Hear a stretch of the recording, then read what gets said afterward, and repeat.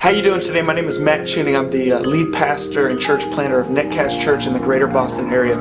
I just wanted to take a second on behalf of myself and our entire church to just say thank you. What is now probably the 10th largest metropolitan area in the United States, which is full of college students and full of global influence, it has almost no gospel proclamation whatsoever. That said, when Beth and I decided that we were really being called to uproot ourselves and to move with our 4 children to plant Netcast Church, we really understood that there was no way that this thing was going to get off the ground unless Jesus stepped in and did an absolute miracle. Over the last 2 years, God has begun a movement here that really in this area of the United States hasn't been seen in probably a few hundred years. Just this past year, we baptized 70 people in one service, and we're growing like crazy.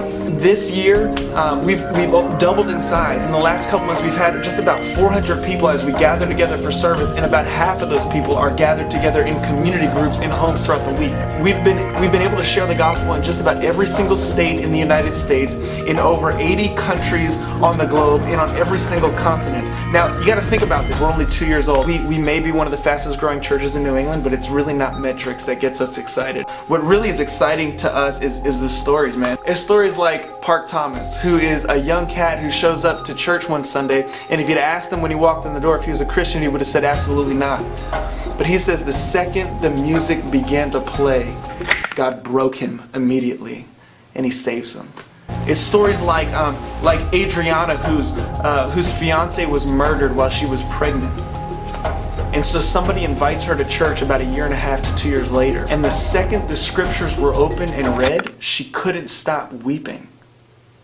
We baptized her last year. It's those stories. It's the stories of people being molded into the image of Jesus. So forget all the numbers, forget all the statistics. It's stories. So look, we're young. We're 2 years old. We're a church plant. We're new. We don't have an overwhelming amount of people yet, or money really. I can't express how appreciative I am. It's because of your faithfulness, honestly, that Jesus will be worshipped in greater Boston. It's because of your faithfulness that more churches will be planted in the greater Boston area. It's because of your faithfulness that the sick will be healed, the blind will see, the lost will be found, and his sheep will hear his voice. So on behalf of Netcast Church, I just want to say thank you. Thank you for believing in our God, who promises to never leave us nor forsake us, and promises that as we go to spread the gospel among nations, he is with us. We love you. We're grateful for you. Peace.